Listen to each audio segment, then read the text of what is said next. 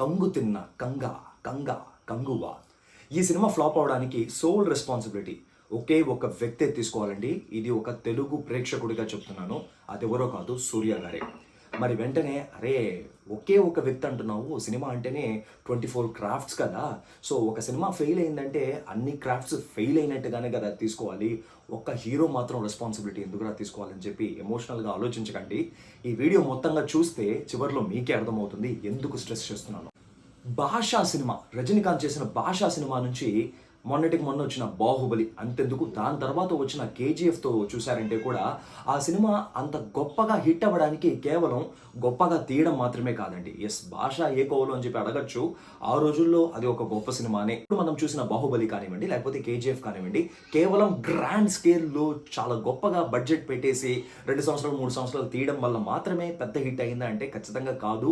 అందులోని ఎమోషన్, ఆ గ్రాండియర్ అనే ఒక విషయానికి మేళవించడంతో, ఆ ఎమోషన్ కనెక్ట్ అవ్వడంతో మాత్రమే ఆ సినిమా గ్రాండియర్ అవ్వడంతో పాటుగా ప్రజల్లో కూడా ఆదరణని పొందాయి. సో 1000 crores మూవీస్ గాను కలెక్ట్ చేశాయన్నమాట. కంగువా సినిమాకి అతిపెద్ద ప్రాబ్లమే అదేనండి. చాలా గ్రాండ్గా తీశారు, డౌట్ లేదు, ఖర్చు పెట్టినట్టుగానే కనిపిస్తుంది. చాలా మంది ఆర్టిస్టులు ఉన్నారు, సినిమా అంతా ఆర్టిస్టులు కనిపిస్తూనే ఉన్నారు. బట్ ఆ కోర్ ఎమోషన్ అనేది స్క్రీన్ పైన నిజంగా మనం ఎక్కడ ఫీల్ అవ్వమన్నమాట.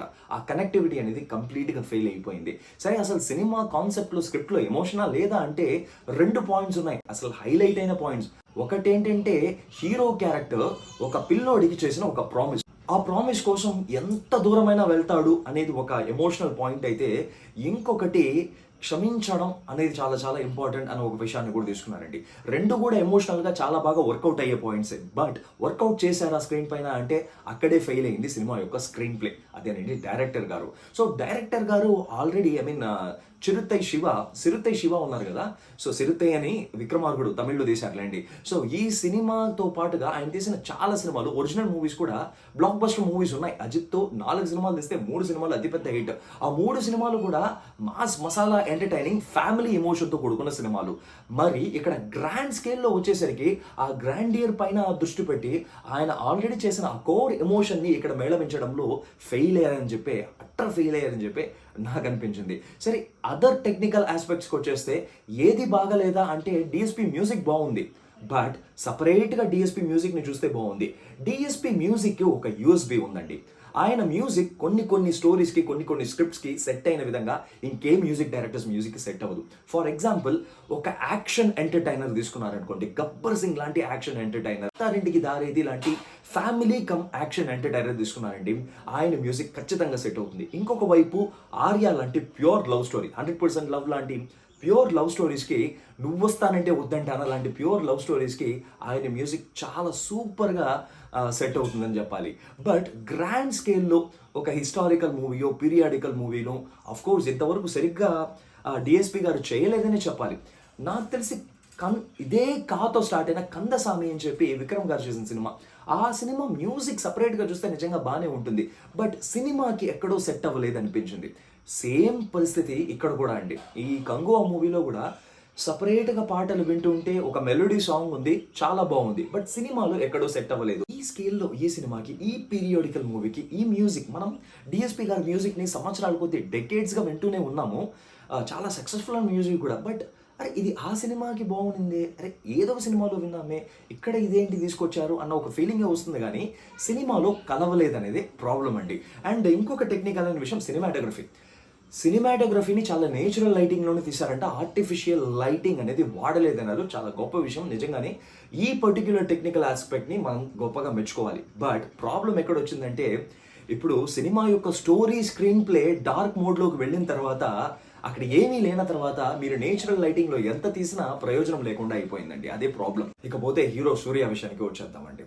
మనం ఇప్పుడు యాక్చువల్గా చెప్పుకోవాలంటే తమిళ సినిమాల్ని, మంచి సినిమాలు వస్తే ఎప్పుడు ఎంకరేజ్ చేసేది తెలుగు ఆడియన్సే, డౌట్ నిజంగానే లేదు.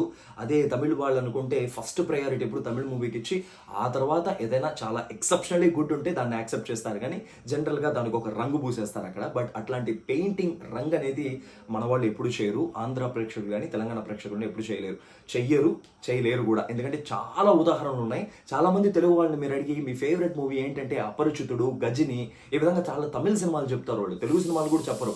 అంతలాగా మనలాగా సినిమా నచ్చేస్తే మనం సెలబ్రేట్ చేస్తాం. బట్ ఈ రోజుల్లో మన వాళ్ళకు కూడా అర్థమవుతుంది, అరే మనం ఎందుకు ఊరికే వాళ్ళని సపోర్ట్ చేయాలి, అందులో వాళ్ళ నుంచి గొప్ప సినిమాలు, మనం ఇప్పుడు గొప్ప గొప్ప సినిమాలను ప్రొడ్యూస్ చేస్తున్నాం, అట్లాంటి గొప్ప సినిమాలు కూడా ఏం రావట్లేదు, మనం ఎందుకు తలకెక్కించుకోవాలనే ఒక ఫీలింగ్లో తెలుగు వాళ్ళు ఉన్న రోజుల్లో సూర్యాని మాత్రం ఒక ఎక్సెప్షన్గా మనం చూస్తున్నాం. సూర్యాని ఇన్ఫ్యాక్ట్ సినిమా రిలీజ్ అవ్వక ముందు వరకు కూడా దీన్ని ఒక తమిళ సినిమాగాను, ఇది ఒక తమిళ్ హీరో చేసిన సినిమాగాను మనం చూడలేదు. సో దీన్ని ఎందుకు కంగు అని మనం తమిళ సినిమాగా కాకుండా తెలుగు సినిమాగా చూసామంటే దానికి ఏకైక రీజన్ ఎట్టి పరిస్థితుల్లోనూ సూర్య గారు మాత్రమే. సో ఆయన యొక్క ప్రమోషన్ స్ట్రాటజీస్ కానివ్వండి, ఆయన ఇక్కడ రావడం కానివ్వండి, ఆయన కానీ ఆయన తమ్ముడు కానివ్వండి మనలో కలిసిపోవడం, సో మనకేంటంటే ఒక తెలుగు వాడరా సూర్య, మన తెలుగు హీరో అని చెప్పి మనం సపోర్ట్ చేసాం. ఇన్ఫ్యాక్ట్ కంగువా సినిమాకి ఈరోజు ఇంత హైప్ రావడానికి, గత తమిళ సినిమాలు తెలుగులోకి వచ్చినా దానికి లేని హైప్ ఈ సినిమాకి రావడానికి కారణం కూడా సూర్య గారు ఆయన చేసిన ప్రమోషన్స్. ఎన్నిసార్లు వచ్చారండి, హైదరాబాద్కి అయితే 3 సార్లు 4 సార్లు వచ్చి ఉంటారు, వైజాగ్ ఒకసారి వెళ్ళారు. సో ఏ సినిమాకి రాలేదేమో ఇన్నిసార్లు ఈ సినిమాకి వచ్చారు. వచ్చిన ప్రతిసారి కూడా చేసిన ప్రామిస్ ఏంటంటే తమిళ్ నుంచి ఇది ఒక బాహుబలి లాంటి సినిమా, తమిళ్ నుంచి ఇది ఒక కేజీఎఫ్ లాంటి సినిమా, ఇండియన్ సినిమాకి నేను సైతం కంట్రిబ్యూట్ చేశాను అనే ఒక గొప్ప ఫీలింగ్ నాకు ఉందని చెప్పి పదే పదే చెప్పడం, అందులో సూర్య అవ్వడం, ఆ మాటలు సూర్య ద్వారా రావడం, మనకి ఏదో ఒక మూల మనకి ట్రైలర్ పెద్దగా నచ్చకపోయినా, ఇదేంటి కాలకేయులు క్యారెక్టర్స్ లాగా ఉంది, ఇదేంటి ఇంగ్లీష్ మూవీ వైకింగ్ లాగా ఉంది అని చెప్పి అనిపించి ఉన్నా కూడా బట్ స్టిల్ మనం సూర్య గారిని నమ్మాం, ఆయన చెప్పిన మాటలు నమ్మాం. అందుకనే ఈ సినిమా చూడాలనే ఒక ఇంట్రెస్ట్ కూడా మనకు కలిగింది. బట్ తీరా సినిమాకి వెళ్ళి చూస్తే సూర్య గారు చెప్పిన దానికి, ఆయన మాటలకి, సినిమా యొక్క ఆ స్క్రీన్ ప్లేకి, ఆ తీతకి ఎక్కడ కూడా అతకలేదు. నేను మళ్ళీ అది చెప్తున్నాను, టెక్నికల్గాను సినిమా ఎక్కడ అతకలేదు, డిఎస్పి గారి మ్యూజిక్ అతకలేదు, సినిమాటోగ్రఫీ ఒరిజినల్గా చేసిన సినిమా సక్సెస్కి దోహదపడలేదు, సూర్య గారి మాటలు, ఆయన చెప్పిన మాటలు సినిమాకి ఎక్కడ అతకలేదు. సో ఈ ఫెవికాల్ రిలేషన్షిప్ లేకపోవడంతోనే, ఒకదాంతో ఒకటి సంబంధమే లేకుండా ఉండడంతోనే ఈ సినిమా ఈరోజు అంత ఫ్లాప్ అయింది. అండ్ సూర్య గారు రియల్లీ మీకోసం సగటు తెలుగు ప్రేక్షకుడు సినిమాకి వస్తే, మీ మాటల్ని నమ్మి వస్తే, బట్ ఏం చేశారండి. సినిమా హిట్ అయితే మాత్రం, సూర్య గారినే పక్కన పెట్టినా కూడా సినిమా హిట్ అయితే మాత్రం ఫుల్ క్రెడిట్ హీరోదేరా అని చెప్పి ఇచ్చేస్తామే. సినిమా ఫెయిల్ అయితే ఒక డైరెక్టర్నో లేకపోతే ఒక టెక్నికల్ ఆస్పెక్ట్నో ఎందుకు ఇవ్వాలండి? ఆ సినిమాని ముందుండి ప్రమోట్ చేసే హీరోకి ఫెయిల్యూర్లో ఎందుకు మనం?